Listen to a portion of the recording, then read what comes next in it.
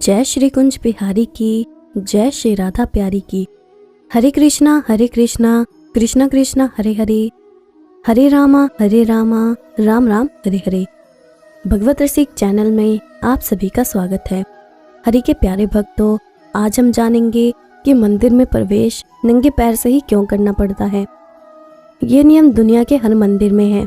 इसके पीछे वैज्ञानिक कारण ये है कि मंदिर की फर्शों का निर्माण पुराने समय से अब तक इस प्रकार किया जाता है कि यह इलेक्ट्रिक और मैग्नेटिक तरंगों का सबसे बड़ा स्रोत होता है।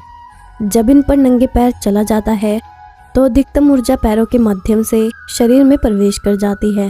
दीपक के ऊपर हाथ घुमाने का वैज्ञानिक कारण। आरती के बाद सभी लोग दिए पर या कपूर के ऊपर हाथ रखते हैं और उसके बाद सिर से लगाते हैं और आंखों से स्पर्श करते हैं। ऐसा करने से हल्के गर्म हाथों से दृष्टि इंद्री सक्रिय हो जाती है और बेहतर महसूस होता है। मंदिर में घंटा लगाने का कारण। जब भी मंदिर में प्रवेश किया जाता है तो दरवाजे पर घंटा टंगा होता है जिसे बजाना होता है।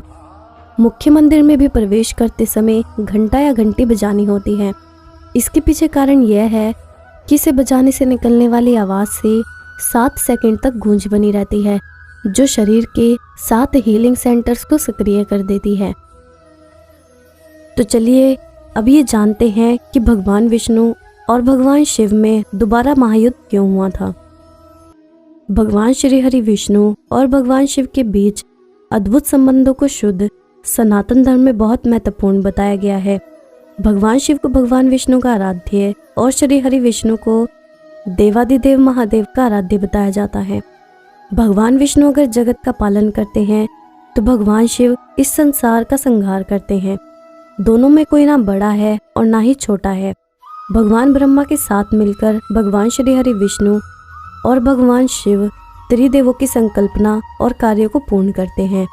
लेकिन फिर भी कभी कभी ऐसी परिस्थितियां उत्पन्न होती हैं जब भगवान श्री हरि विष्णु ने भगवान शिव को संकटों से उबारा है, तो कभी भगवान शिव ने भगवान विष्णु को संकटों से उबारा है।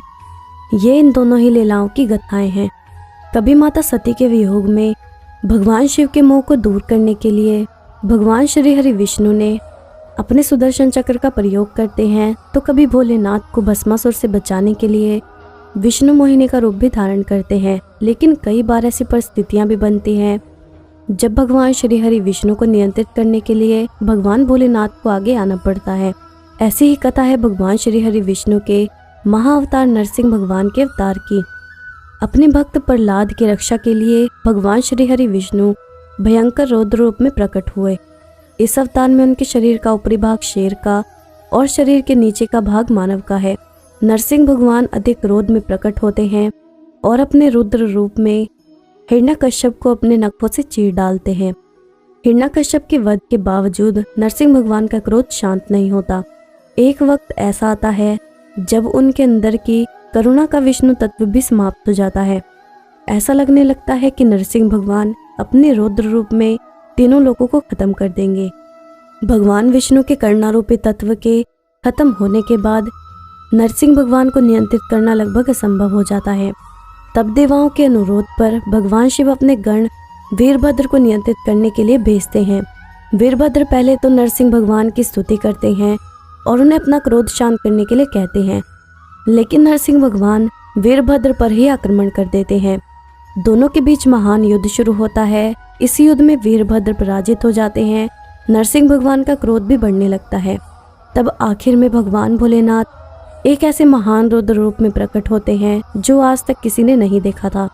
लिंग पुराण की कथा के अनुसार भगवान शिव के शरीर का आधा भाग मृग का था और शेष भाग शरभ पक्षी का।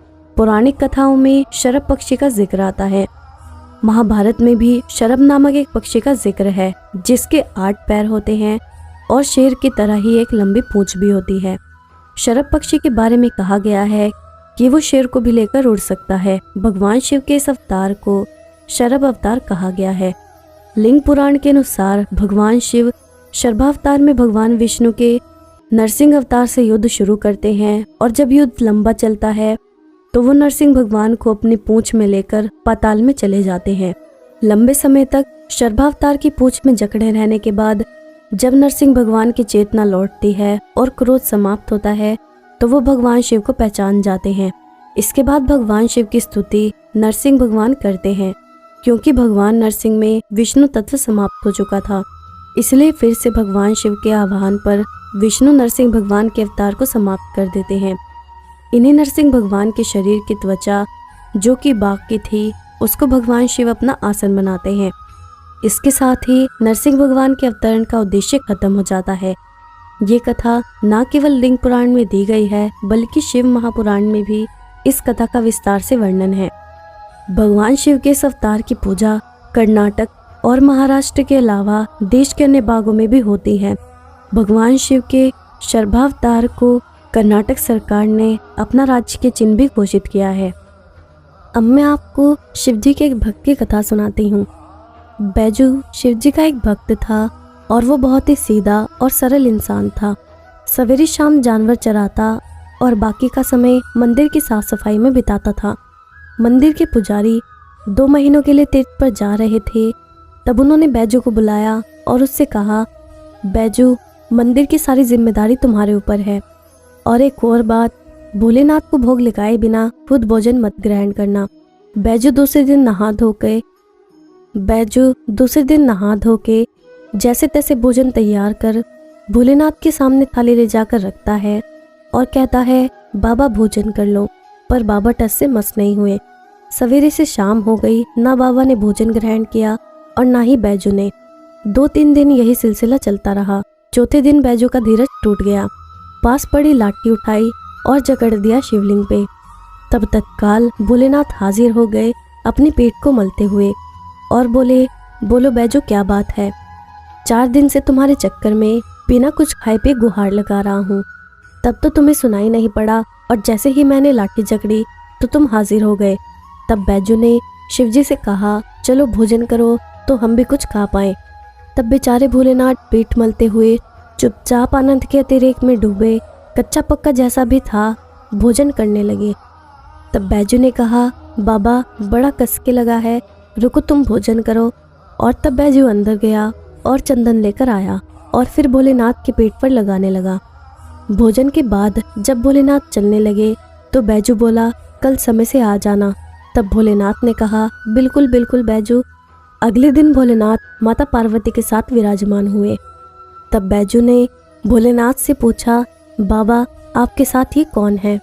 तब भोलेनाथ ने कहा, तुम्हारी अम्मा है, माता अन्नपूर्णा। तब बैजू ने कहा, आओ आओ अम्मा।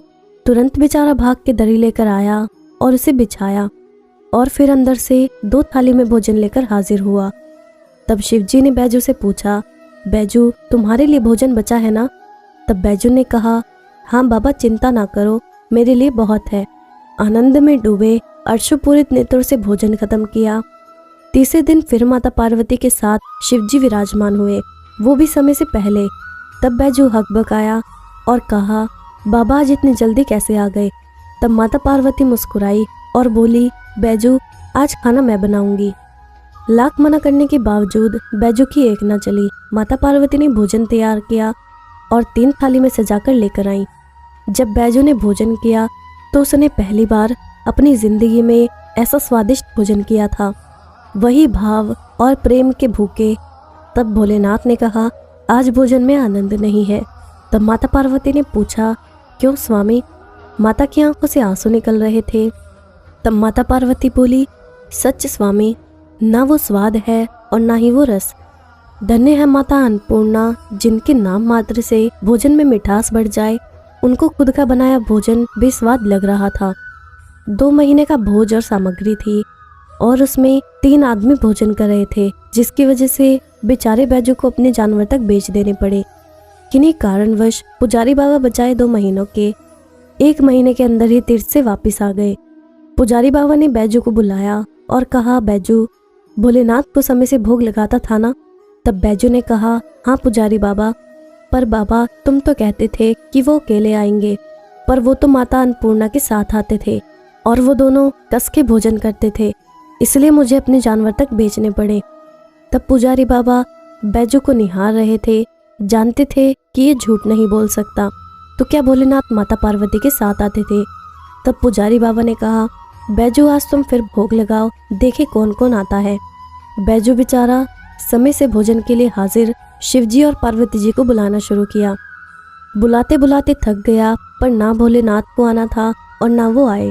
तब बैजू ने कहा, बाबा बाबा लाठी ना उठाऊंगा, चाहे तुम आओ या ना आओ। जब उसके बुलाने पर भी शिवजी ना आए तो वो शिवलिंग पकड़ के रोए जा रहा था और यही बोल रहा था। तब शिवजी आए और उन्होंने बैजू से कहा, आंखें खोलो बैजू, हम आ गए हैं, आंखें खोलो। सामने ही माता पार्वती और भोलेनाथ विराजमान थे। तब बैजू उनके चरणों से लिपट गया और बोला, माँ बाबा, जो आज तुम ना आते तो जान दे देता मैं अपनी। भोलेनाथ ने बैजू को हृदय से लगाया और बोले, बैजू, बेमोल बिक गया तेरे हाथों में। सुन, आज से मुझसे पहले लोग तेरा नाम लेंगे, आगे बैजू पीछे नाथ। और इस तरह भोलेनाथ का एक और नाम बैजनाथ पड़ा। तो ये थी आज की हमारी कथा। अब मैं आपसे विदा लेती हूँ। अगर आपको ये वीडियो अच्छी लगी हो या आपको इससे कुछ सीखने को मिला हो तो इस वीडियो को लाइक ज़रूर करना और जितना हो सके उतना शेयर करना, ताकि अन्य भक्तों तक भी वीडियो पहुँच सके।